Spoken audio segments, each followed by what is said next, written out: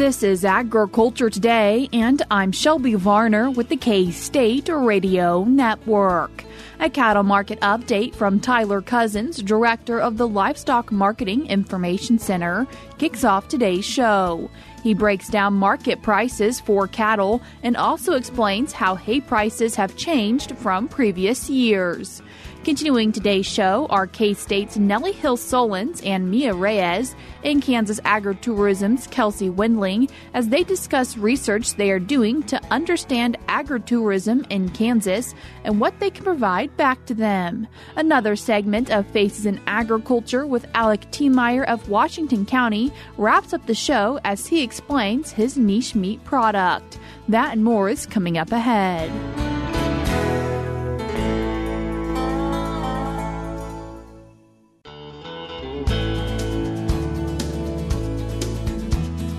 You're tuned in to Agriculture Today, and we start our Monday show with the cattle market update from Director of the Livestock Marketing Information Center, Tyler Cozzens. Tyler, thanks for joining us today. Thanks for having me, Shelby. I appreciate it. Tyler, what's our market recap for this week? Yeah, so it's been a little bit of an interesting week on the cattle side of things. So I guess to kind of start things off here, discussing the Dodge City, Kansas market report there, looking at the feeder cattle side of things. Kind of breaking out those weight groups between steers and heifers. On the steer side of things, those lighter weight 5 to 6 and 6 to 7 weights actually saw a little bit of a decline from where things ended in 2024, down about 1 to almost 3%. So a pretty good decline there. But when we look at some of those 7 to 8 weights, and they actually increased over 4%, over $11, almost $12 there to $271.89. 8 to 9 weights were $257.10. That's actually up 5.5%. Or just over $13. And then those heavier ones, 9 to 1,000 pounds, were actually $249.42. That's an increase of nearly 4%, or just over $9. And we kind of compare those to a year ago. That's actually an increase, pretty substantial increase there. We're talking about 36 to almost 40, or 49 to almost $50 compared to a year ago, kind of across the board there. So pretty substantial increases on the heifer side of things. 5 to 6 weights were actually up 5 to almost 6% to $293.51. 6 to 7 weights actually saw a decrease of about 4 to almost 5% to $256.43. 7 to 8 weights came in at $250.51. That's an increase of 3%, about $7. 8 to 9 weights were $221.50, about even with the prior week. 900 to 1,000 pounds were $233. That's an increase of 9, almost 10%, so about a $20 increase there. Similar discussion there compared to a year ago, some pretty substantial increases there. We're looking at, some substantial gains. Switching over to the fed cattle side of things, some of that discussion there, looking at the 5-area average specifically. Prices there, we've seen a pretty good bump here over the last week in those fed prices there. On a live basis, steers were $202.58, heifers $201.78. That's an increase of 1.5 to almost 2%, or an increase of about $3. And on the heifer side, on the steer side, $365, an increase compared to the prior week. Compared to a year ago, that's an increase of over 16%, 28 to almost $29 there on the live side. On a dress basis, $320 for both steers and heifers. That's an increase of nearly 2%, or over $5 compared to a year ago. That's a 17% increase, so $46, almost $47 on a dress basis. Switching over to the box beef side of things, looking specifically at choice box beef prices, cutout value is tracking about $333 per hundredweight there. That's an increase of about $4 from the prior week. A lot of that gain we're seeing is showing up in the chuck, which is actually up about 3%, or $9. Round is up about $10 to $302.54. Loin is up to $363. That's an increase of about $3. Also seeing a pretty substantial increase in the short plate. That's $222.53. That's an increase of just over $10. Flanks actually about even with a year ago. Same thing with brisket.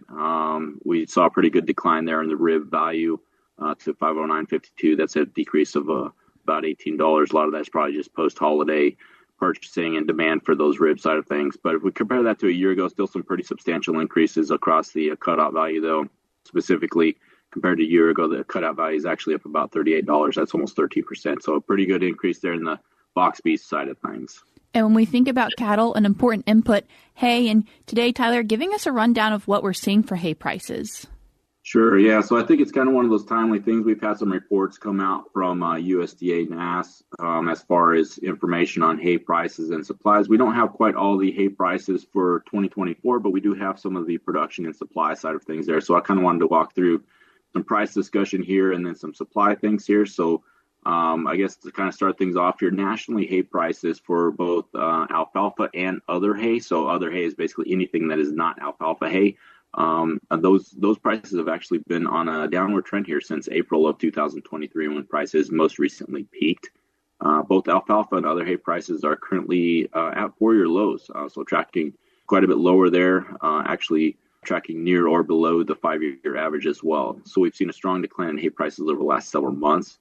Now, looking at some of these hay prices, specifically alfalfa hay in November, so the most recent month we have available, alfalfa hay prices were $165 per ton. That's actually a decline of $44 per ton, or 21% compared to last year. Compared to the peak value that we saw of $288 in April of 2023, alfalfa hay prices have fallen $123 per ton, or 43% in less than 2 years. Now, similar discussion on the other hay side of things. In November, the other hay price was $159 per ton. That's a decline of $39 per ton, or 20% compared to last year. Compared to the most recent peak value of $251 per ton in April of 2023, the other hay price has fallen $92 per ton, or about 37%. But interestingly, during the current crop year of May to April, alfalfa hay prices during each month have been tracking below the prior year by an average of about $58 per ton. And for other hay prices, they've actually been tracking below the prior year levels by an average of $27 per ton. So lower alfalfa and other hay prices are a positive sign for livestock producers, as this will help reduce some of those input costs as we start 2025. So one of the things I want to discuss also is kind of drilling down a little bit more on some of this discussion on hay prices and so forth, looking specifically at the state of Kansas. Kansas hay prices, similar discussion as far as prices tracking lower over the last several months. Specifically, alfalfa hay prices in Kansas in November, the most recent month available. Kansas alfalfa hay prices were $137 per ton. That's a decline of $93 per ton, or 40% from the same month last year. So a substantial decline there. The Kansas alfalfa hay price reached a peak of $286 per ton in June 2023, which is a decline of 52%, or $149 per ton, compared to the current $137 per ton reported in November. Now, on the other hay side of things in Kansas, price reached a peak of $268 per ton in June of 2023, but has fallen 50%, or $133 per ton since that point to November's other hay price of $135 per ton. Compared to last year, the Kansas other hay price has fallen $76 per ton, or 36%. So in Kansas, both alfalfa and other hay prices are currently tracking below the 5-year average. From an economic perspective, the lower hay prices, both nationally and in Kansas, signal ample supplies. This is supported by recent data released by USDA NASS regarding hay stocks as of December 1, 2024. Also for consideration, USDA NASS reported last week that nationally all hay production increased 3%, or 4 million tons, to just over 12 million tons in 2024. That's the highest in 4 years, right? So a lot of that higher supply pressuring prices. So looking a little bit closer at available hay supplies, all hay stocks as of December 1 was reported to be just over 85 million tons. That's an increase of 6%, or nearly 5 million tons compared to the prior year. So interestingly, in Kansas, all hay production was just below 4 million tons, which was a decline of 1 million tons, or 23% from last year. So in Kansas, December 1 hay stocks were reported at 3.3 million tons, which was a decrease of about 8%, or 300,000 tons from the previous year. So the lower available hay supplies in Kansas partly reflects dryness and drought conditions in the state. So with hay production and stocks declining in Kansas last year, we would expect prices to move higher, but as I mentioned earlier, prices have moved lower in recent months. Part of this can be explained by higher hay production and hay stocks in neighboring states to Kansas, such as Colorado, where those supplies have increased 10%. Nebraska is actually up 15%, and then Missouri saw an increase of 29%. And then you switch over to Texas, and they've actually increased 37%. So those increases in those 4 states are partly helping to support hay supplies in the southern regions or Southern Plains region there. And so Kansas kind of falls in that. So surrounding areas have seen a large increase in just overall hay production and supplies. Are there any connections between where hay is being produced and they're experiencing drought and where cattle herds are and maybe also experiencing drought? So kind of wrapping up some of that discussion on the hay production and hay supply side of things, I think one of the things we have to keep in mind is just sort of the drought and dryness that we're seeing across the U.S. Currently, USDA is reporting that approximately 34% of the U.S. cattle herd is within an area experiencing drought. USDA is also reporting that 36% of total U.S. hay acres are within an area experiencing drought. But nationally, hay production and stocks were up. But as we saw with Kansas, hay production and stocks were down. So keep in mind that drought can oftentimes be highly regionalized and therefore influences each producer differently. As we've seen with some of those surrounding states to Kansas, the higher production there tends to, provide additional hay supplies in some of those regions there. But I think we have to keep in mind just drought and those impacts can be highly regionalized. And so one of those factors that we're looking at as we move into 2025. Tyler, I appreciate you taking the time to join us today. Thank you. I appreciate it. That was Director of the Livestock Marketing Information Center, Tyler Cozzens. If you'd like to check out the Livestock Marketing Information Center, you can do so by checking out their website, www.lmic.info. I will also link it in today's show notes on acttoday.net. I would like to remind you that on acttoday.net, you can find the rest of today's show and previous shows. We're cutting to a short break now on Agriculture Today, but we'll be right back.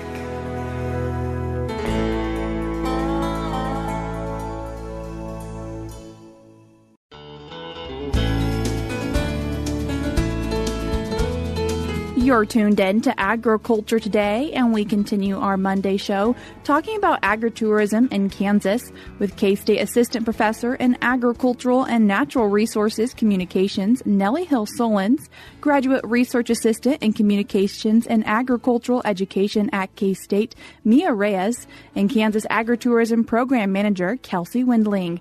Nellie, Mia, Kelsey, thank you all so much for taking the time to join us today. Thanks for having us, Shelby. Thank you. Yes. Kelsey, can you first explain to us what is agritourism in Kansas? So agritourism in Kansas is that unique experience where you combine agriculture production with tourism, where you allow the general public to come to your farm or ranch, whatever it may be, and enjoy those activities that are directly involved in agriculture. So creating those lifelong memories, but also creating a learning experience where the general public can really learn more about the agriculture industry. And there are a few different types of agritourism in Kansas as well. This is correct. So we have over 425 registered agritourism locations in Kansas, and they are a wide variety of different experiences for the public to enjoy, such as wineries. We have hunting lodges, country stays, pumpkin patches, Christmas tree farms, just to name a few. And Nellie, you've recently completed some research looking into agritourism, which there hasn't been a lot of research looking into it. Yeah, we started a partnership with Kelsey and the program a couple of years ago and worked with the program to identify that there hasn't been much research done in agritourism in the state of Kansas. And what has been done is largely economically focused. But, even what we found in our study of operators, agritourism is driven largely by operators wanting to interact with customers and bringing folks onto their farm or ranch and helping them to learn about agriculture, experience agriculture, and what that looks like on site. So, in 2023, we did a survey of the currently registered operators with Kelsey's agritourism program. When it comes to people doing agritourism, what's a really big component of why they do it? Yeah, so what we were really looking into was what was informing these business operators' intention to expand their business? Because we want to help foster them, right? We want this to continue to grow. It's a great economic driver in our state, and it's a great way for farmers and ranchers to diversify on their operation if they're interested in hosting people on their property. And so we were looking at what are their goals? What are they driven by? And then what are the barriers to them reaching their goals? What kind of community support do they perceive? What kind of communication channels are they using to communicate with their customers so that we could get a better understanding of Kansas agritourism operators as a whole. What are things that are driving these operators? Well, the top two big ones are they want to interact with customers. They really enjoy reaching out to people, hosting them at their place, and giving them those experiences. They also like the income, turns out. And they enjoy that extra stream of income that comes from it. But then when we look at what are the barriers to reaching those goals, it's largely around how do I reach those customers? How do I promote my business? How do I communicate about what I have to offer? And so that's really where we started to dig into those results and try and learn more. We want to better understand those goals as well as those challenges so we can help facilitate resources for agritourism operators. What is some of the communication that they're attempting to or maybe want to look into more of? They're very reliant on word-of-mouth communications and Facebook. Those are the channels that they're most often using, but they want to learn more. They are challenged by learning new methods of communication and putting it together communication strategy. So doing more than just trying to rely on word of mouth or trying to keep up with a Facebook page. How do they create an integrated campaign that reaches their target customer? That's kind of where they're wanting to learn more and extend their skills. And for people who are wanting to do that, are you seeing that they're having more of a limitation on time versus financial support? Yes, time is a constraint, probably even more so than the financial resources, because we asked them about those barriers and the capital for marketing wasn't high up on the list. It was on the list as a barrier, but more so was them wanting to know how, the tactics, the strategies to reach people. It seems that they feel like they have the capital, whether that be time or money, to invest in the marketing if they just knew what to do. So Nellie, kind of what's the conclusion that you got from this research? We concluded that agritourism operators are driven to interact with customers and they want to learn more about how to do that better and generate additional income for their operation as a whole. And Mia, what's some work that is hoping to be done or will be being done to help those operators? Yes, in the next coming weeks, starting February 13th, we will be starting our campaign of focus groups across Kansas.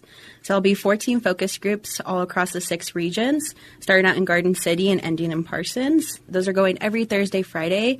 These focus groups give a chance for operators, both existing and prospective, an opportunity to talk about some of the challenges and the barriers that they're facing with their agritourism businesses. For some, they are having issues with marketing, as Dr. Hill mentioned before. We want to know, what are those challenges? Is your Facebook group not getting as much traffic as you'd like it to be? Or is word of mouth not bringing as many people as you'd like to see at your business? And so this focus group gives the opportunity for you to talk about any of those struggles or barriers that you're facing and what we can help you do moving forward. Is this something where you're reaching out to people, or maybe they've heard this and they're like, I'm interested in helping do that? Can they reach out to you? Yes. So kind of twofolds. One, you can reach out to me. I'll include my email from the meeting notes here that we're talking about. But I am in contact with all 105 county extension officers. You'll see a flyer coming out soon that has a little bit more information about our agritourism focus groups. But yes, your extension officers are going to get a little bit more information about that, and they'll be able to kind of send that forward and give you the opportunity to join these focus groups with us. What are the locations of your focus groups, Mia? So we'll have 12 in-person dates starting in Garden City. Then we move to Dodge City, Colby, Hayes, 2 meetings in Salina, meeting in Lawrence, Olathe, 2 meetings in Wichita, and 2 meetings in Parsons, and then 2 online Zoom meetings for anyone who can't make it to those in-person dates. Are there also some educational opportunities that might be coming down the road? Based on what we learned from our survey about what Kansas agritourism operators need, we applied and were awarded a K-State Global Food Systems Seed Grant that is sponsoring the next steps in our research, but also sponsoring educational opportunities through the Center for Rural Enterprise Engagement, their Insight Summit, which is a digital marketing course that happens every fall, as well as sponsoring operators earning micro-credentials by taking a class through the College of Business Administration in business innovation and strategy. For people who are interested in it, how do they go about maybe doing those opportunities or receiving them? Again, in our focus groups, we'll be sharing some resources. The Insight Summit is going to be starting late 2025. Those are on a yearly basis. And then the micro-credential courses are kind of year-round. So again, with my email, you can shoot me an email and say, hey, I'm an existing agritourism operator, and I'd love to get a micro-credential class. How can that get sponsored? And I can help you move forward there with the College of Business Administration. Or if you're interested in joining that Insight Summit that's going to be coming later this year, we can get you set up with the Center of Rural Enterprise to make sure that you're a part of that class. Obviously, a lot of work that's been going on, but Kelsey, just wanting to take the time to mention some resources that do come with Kansas agritourism and people being a part of your website and network. So with our partnership with K-State and the research that they have done with the producers in agritourism, we've really been able to kind of hone in on what resources the producers need. And so with that, we've been able to pinpoint certain courses that we can offer, partnering with KSRE and also with the Kansas Small Business Development Center to offer those different resources kind of at a higher level with those expertise. And so coming in March, the beginning of March, we still haven't really finalized a date. We are offering a class on customer service and best practices in marketing. So if you're interested in that, definitely reach out, and we'll have more information coming in the future about that date and location of that course. But we've been able to create different courses similar to that through the research and really understanding the needs of the producer. Kelsey, where can people find out more information about agritourism in Kansas? TravelKS.com. If people are wanting to find more information on this research or read a little bit for themselves, how can they do that? I'm going to send Shelby all of the links to the resources we talked about today to be included in the show notes. Nellie, Mia, Kelsey, I appreciate you all taking the time to join us today. Thank you. That was K-State Assistant Professor in Agricultural and Natural Resources Communications, Nellie Hill-Sullins, and she was joined by Graduate Research Assistant in Communications and Agricultural Education at K-State, Mia Reyes, and Kansas Agritourism Program Manager Kelsey Wendling as they discuss agritourism in Kansas. If you'd like to learn more about agritourism in Kansas, you can do so by going to TravelKS.com. If you'd like to reach out to Mia about more information on the focus groups or other information in today's show, you can email her at miareyes13@ksu.edu, or you can call at 785-532-1140. Again, that is 785-532-1140. I will link other information mentioned in today's show notes on agtoday.net. We're cutting to a short break now on Agriculture Today, but we'll be right back.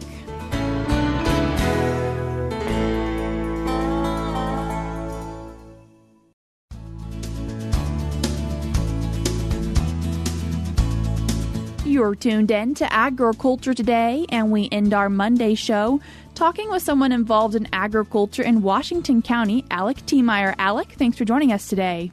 Hey, good to be here. Alec, can you tell us a little bit about your operation in Washington County? We do a lot of different things. My brother and I have a registered Angus cow herd, and we sell some bulls and stuff. My in-laws kind of do the same thing, and I have a pastured pork business. That's kind of my little side thing, and I think that's what we're going to talk about today. What is the name of your operation?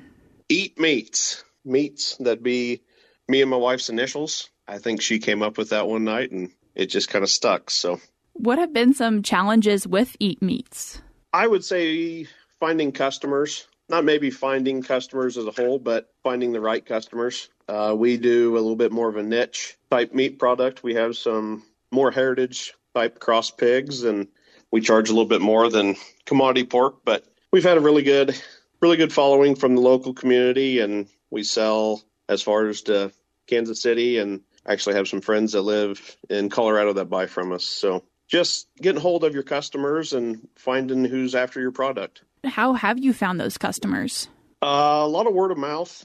We got our first set of pigs kind of right when COVID had started, and that's when Shop Kansas Farms came onto Facebook. And I think I made a little post there, and we had our pigs sold within a couple days. And, we only had, I think there was 10 in that first group I did with a friend, and it just kind of snowballed from there.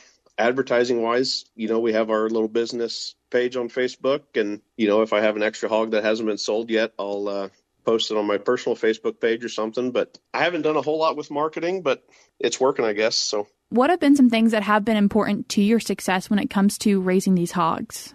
I think quality is probably number one. Quality and making sure your customer is taken care of. I think if you're going to have a product that you're going to charge a little bit more for, it needs to be better. And I think with these heritage cross pigs, I think we offer just a lot more quality than you could probably find in the grocery store most days. And people know the quality they're going to get from us, and I think they expect it.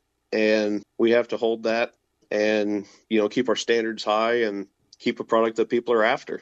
Something a little bit different, something better quality, and that kind of keeps them coming back and wanting our products. So, do you have any recommendations for anyone who might be thinking about going down the path of producing a more niche product?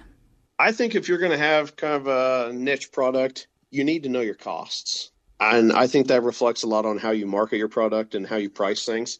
Some of these other, it doesn't even have to be pigs, but animals. If you have more of the commodity type animal, you can kind of figure on how long they're going to take to finish. But with some of these other breeds, it might take a little bit longer.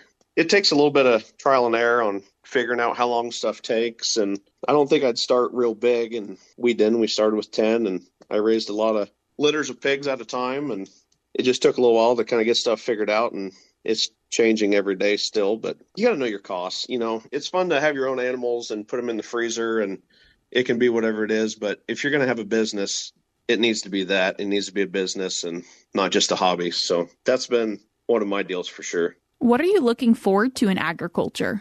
I think I'm looking forward to more younger people coming back to agriculture. I think the younger generation see things a little bit differently, and I think that's a good thing, maybe a bad thing. It just depends, There's a lot of traditions in ag, and I think if these younger people are going to come back with the current costs and some of the prices of inputs and stuff, I think it's important that they know what their costs are and how to run their business correctly and profitably. Because if it's not profitable, I don't think these people are going to stick around, which I think previous generations have had that issue. If there wasn't any money in it, I don't think, the parents wanted them to stick around and be a part of the farm. But I think that's part of the future. A lot of these farmers are getting older, and someone's going to have to replace them. I hope it's the young generations and not farmers just getting bigger and bigger. Alec, if people are wanting to find out more information about your business, how can they do that? You can find us on Facebook. We're either at Eat Meats or just my personal page, Alec Tiemeyer. Alec, I appreciate you taking the time to join us today. You bet. Thank you. That was Alec Tiemeyer, who's involved in agriculture in Washington County. I will link the resources that he mentioned in today's show notes on agtoday.net. That's all we have for you today on Agriculture Today, but we'll be back with more for you tomorrow.